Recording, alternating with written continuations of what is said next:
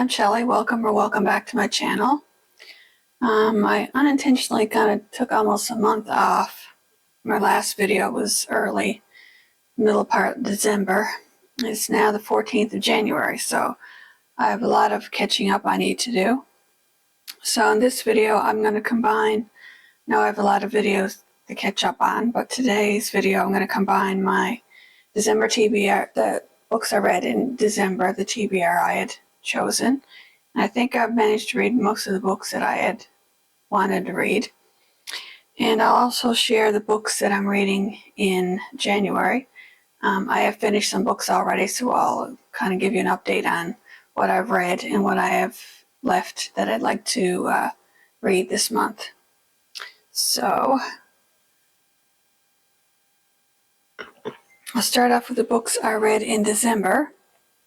The first one I read in December is Daisy Darker by Alice Feeney. I did really enjoy this one. It's a mystery thriller set in a crumbling Gothic house on a tiny tidal island. So when the tide comes in, they are cut off for 8 hours. And throughout the book, there is like a countdown for how many hours until they can get off the island. So of course, it's, I guess you call them a dysfunctional family. They haven't really gotten together. But the only reason they're getting together is because of Daisy Darker's family for Nana's 80th birthday party. So they're back together after being apart for a few years. So when they all arrive, well, it says here, at the stroke of midnight, as the storm rages, Nana is found dead. An hour later, the next family member follows. So the Darkers must figure out what's going on, who's killing them, because they are cut off on the island, so they don't know if there's someone that was on the island before the tide came in, or if it's one of them. So the ending was very interesting. I did not see that coming. So I really did enjoy this book.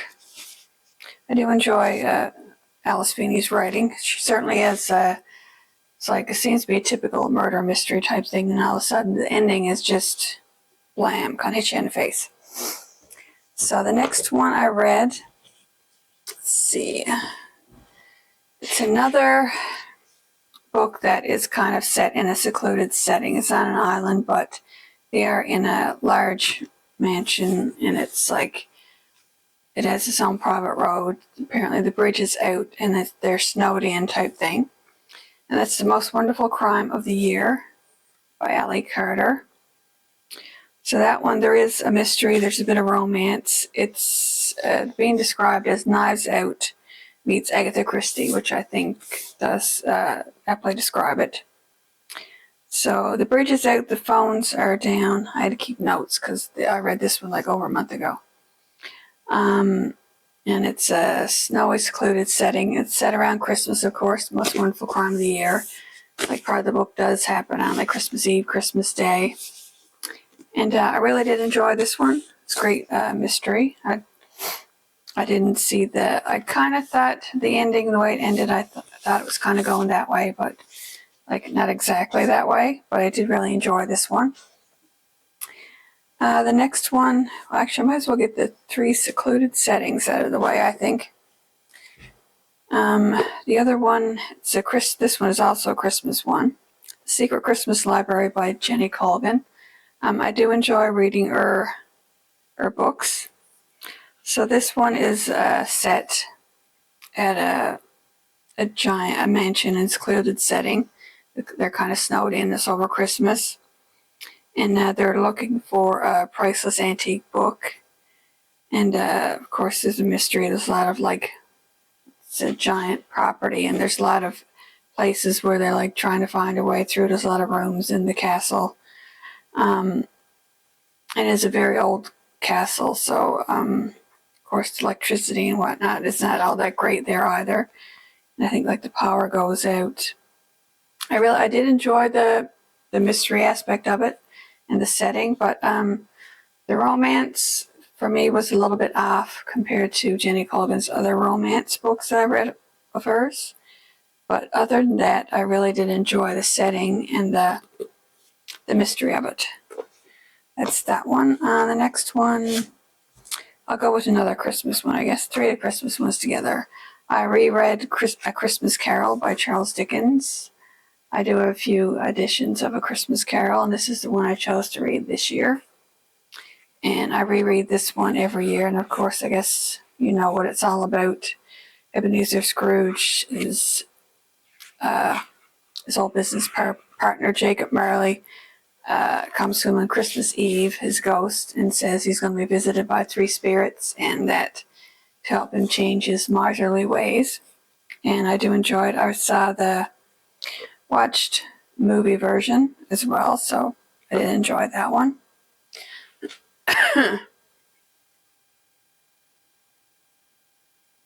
The next one I'll talk about is Greenwood by Michael Christie. That one is historical fiction, which I don't read a lot of. It's centered around nature. And I don't know if you can see the edges of the page. I really like the edges there. It's inside of a tree. So I really did like this part of the book. So as you turn reading the book, you kind of see the different parts of the tree. This one, I'll just read some notes I had here. Historical fiction, nature, it's speculative. It's set in Canada, mostly off the coast of BC. It's a multi-generational family saga, 4 generations. And at the beginning you get Jake, Jacinda Greenwood. It's 2038, and she's a storyteller. She's an overqualified tour guide, babysitting ultra-rich eco-tourists in one of the world's last remaining forests.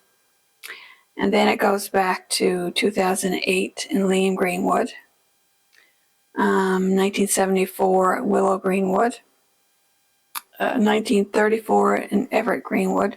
So it kind of goes back and forth throughout the book. And I find even though it's like different people's perspectives on their stories, it's not hard to follow, because I find that as you're reading through each section, when you go to a different person, it kind of fills in some gaps of the family history and what's going on. So there by the end, you kind of get everything, all the missing gaps are kind of filled in on where these or other family members fit into the story. And I really did enjoy this one because it was centered around like forests and of course with our last name Greenwood. And I really did enjoy this story. I think this is probably, I'm going to do a favorites video, I guess, sometime this month for 2025. And this one is one of my favorites of 2025. I really did enjoy that one.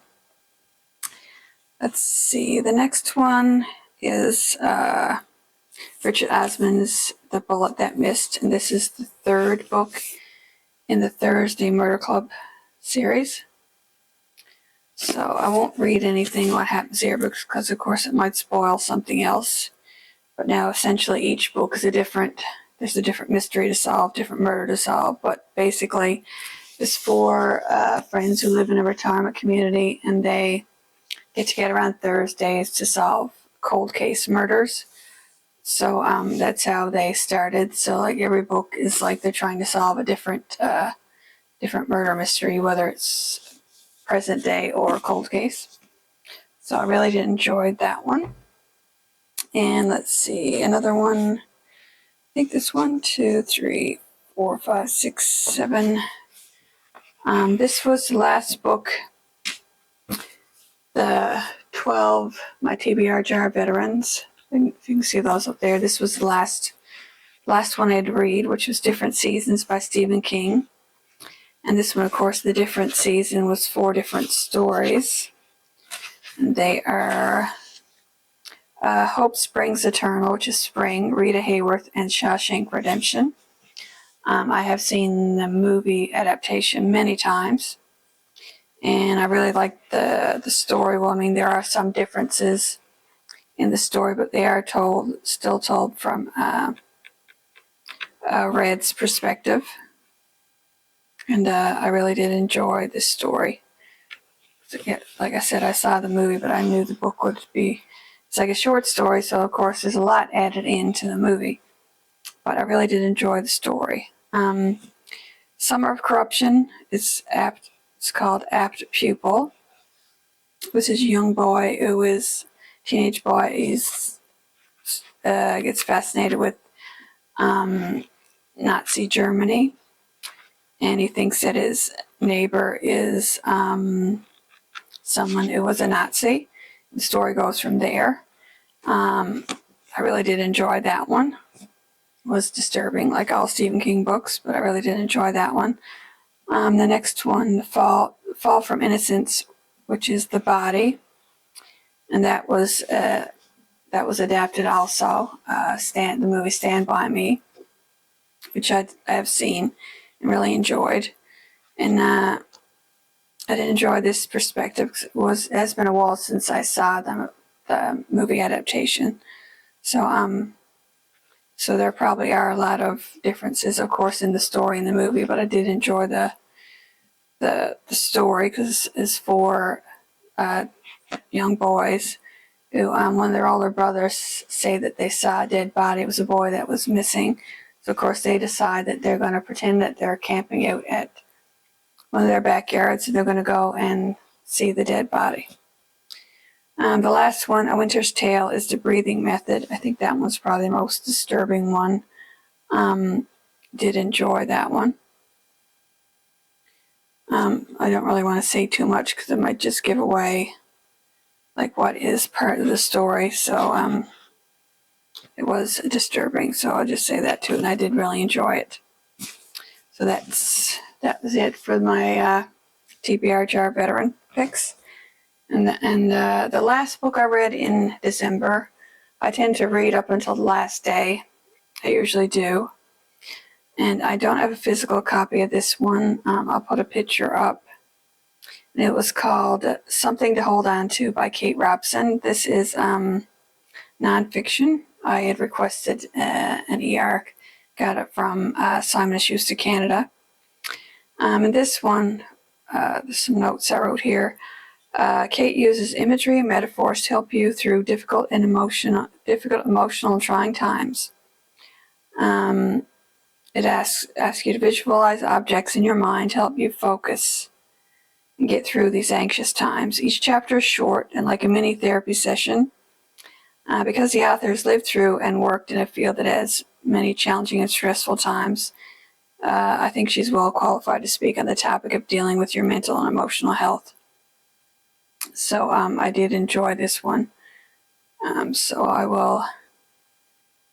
will put a picture up here somewhere, but in case I forget, this is the cover of the book. And she is from Ontario. And she is in the health field. She has worked in NICU units, and she has gone through traumatic, personally, having her own children and being in the intensive care units. So that is it for my books I read in December. And I really did enjoy all the books. And now I'll just briefly mention the books I'm reading in January. So I'll put these to one side, and I have a stack here. One book that I'd like to read, I'm actually partway through. I'm only about like 100 or so pages, and I don't have the book in the room with me, but this is Margaret Atwood's memoir, which is called A Book of Lives, a memoir of sorts. And she's a Canadian author. I'm sure most of you have probably heard of her. So she was raised by scientifically minded parents and spent most of each year in the walled forests of northern Quebec, where her entomologist father and independent, resourceful mother created an unfettered and nomadic childhood, sometimes isolated but also thrilling and beautiful. So it talks about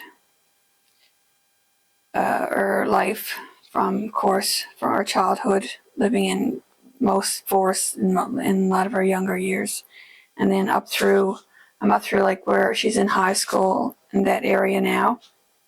So I'm really looking forward to continuing on with their story. That's that one. And I will go through some of my goals that I have for this year. And I'll do another video. I'll do like a 2025 recap, some of my favorite books, and talk about the goals I had for 2025 and what I want to do in 2026. So another book, this one I already read. I was lucky enough to get an audio book ARC copy of this book from Macmillan Audio, and I just got the book in the mail today, so I wanted to share it in the video. And this is Through Gates of Garnet and Gold by Shauna McGuire, and this is the 11th book in the Wayward Children series, which is, of course, is a book where series where children, young children see these doors, and the doors go to different worlds. And in this one, it's a character that was in an earlier book, one of the earlier books, Nancy.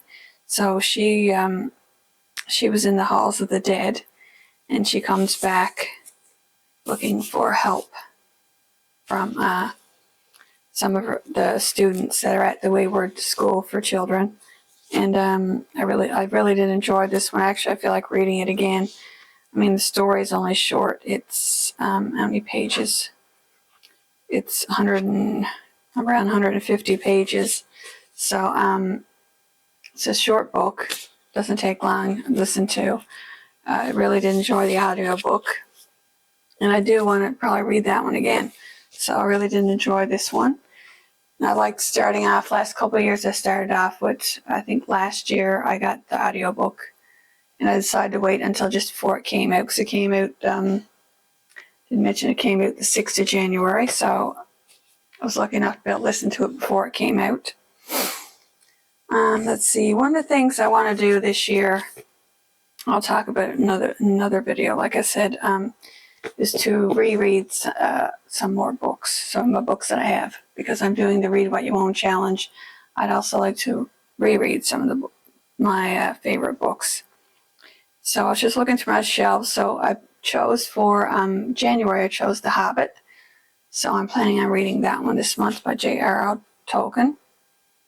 So it's I'm trying to choose like some different genres of books.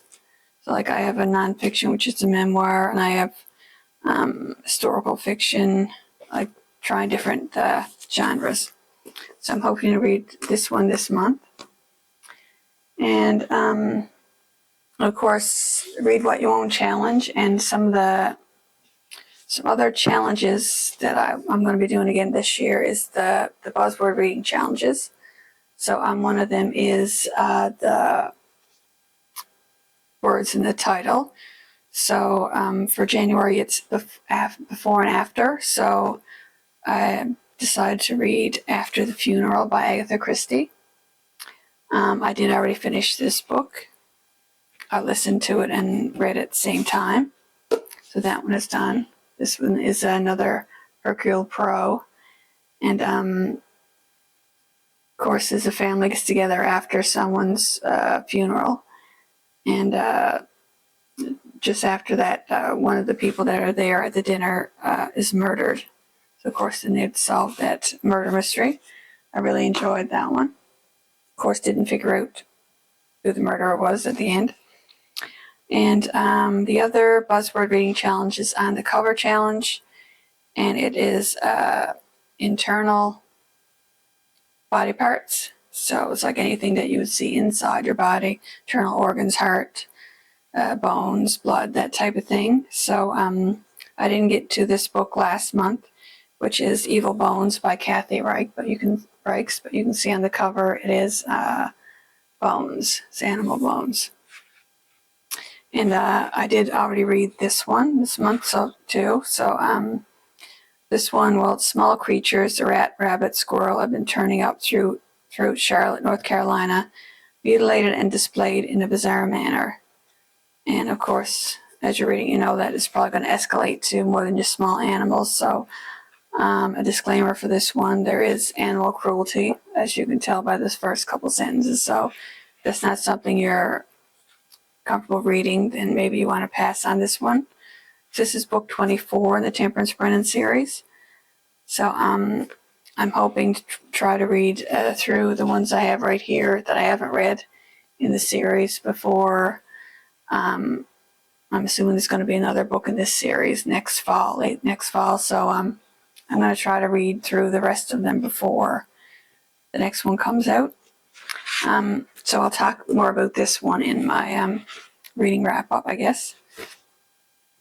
Another one, another reading challenge that I came across that I didn't even, a person I follow, Ben Reads Good. I'll try to remember to tag the channel down below. And we don't really have any books in common, but I do like the way he discusses books, his attitude towards reading. And I'm all for trying to find new books to read, different genres, something I would normally read. And he has a reading challenge, and it's called a Read Good Challenge. And when I watched the video, I said, well, it's probably not going to be any books that I'm going to be able to read going through the different challenges for each month. So I just started to watch the video, and the first challenge, the challenge for January, is, I forget the name of the challenge, but I'll put that up in when I'm talking about the reading challenges I want to do in the other video. But the reading challenge was to read a book with food in the title of the book. And of course, the first one that I thought of is The Grapes of Wrath by John Steinbeck, which has the word grapes in the title. And I said, well, that one works. I've been meaning to read this one for a nice while now. And I actually did finish this one last night, and I thought it was an excellent book. I'm glad I read it. So that's that one, and I'll talk more about that one in my reading wrap-up. And I will be continuing with the Read Good Reading Challenge. I went through what books I have, and I think I can find books for each challenge for each month of the year, so that worked out good reading the books I already have. And the other book, there are a couple other books I'm not really sure if I'll get time to read them, because the Margaret Atwood book is very long. And but let me see. The other, I don't know if I can find the book here now or not, so I might have to wait until okay, yeah, there was a book. There's another book that I did finish reading a few days ago, and that was an ER from Simon & Schuster Canada that I requested. And it was called Is This a Cry for Help by Emily Austin. Hopefully I'll remember to put a picture here somewhere. And this one is literary fiction with LGBTQIA plus represented in it. And I really did enjoy this book. It's about a librarian. It says here, our Darcy's life turned out better than she could have ever imagined. She's a librarian at a local branch, while her wife, Joy, runs a bookbinding service. Between the two of them, there's no more room on their shelves for their ample book collections, various knickknacks and baubles, and dried bouquets. Rounding out their ideal life is 2 cats and a sun-soaked house by the lake. But then Darcy receives the news that her ex-boyfriend Ben has passed away, and then she spirals into a pit of guilt and regret, resulting in a mental breakdown and medical leave from the library. When she returns to work, she is met by unrest in their community and protests surrounding intellectual freedom, resulting in a call for book bans and a second look at the branch's upcoming DEI programs. This is there through the support of her community, colleagues, and the personal growth that results from examining her previous relationships, Darcy comes into her own agency and the truest version of herself. Is This a Cry for Help not only offers a moving portrait of queer life after coming of age, but also powerfully explores questions about sexuality, community, and the importance of libraries. So I really did enjoy this one. This is my first Emily Austin book, and I really did enjoy the writing in this. So I think I would pick up other books by her.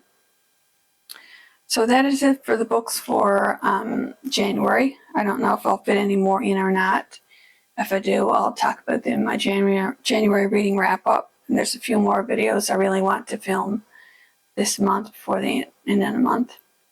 So if you read any of these, comment down below and let me know. And I'll see you soon with another video soon. Thanks for watching. Bye.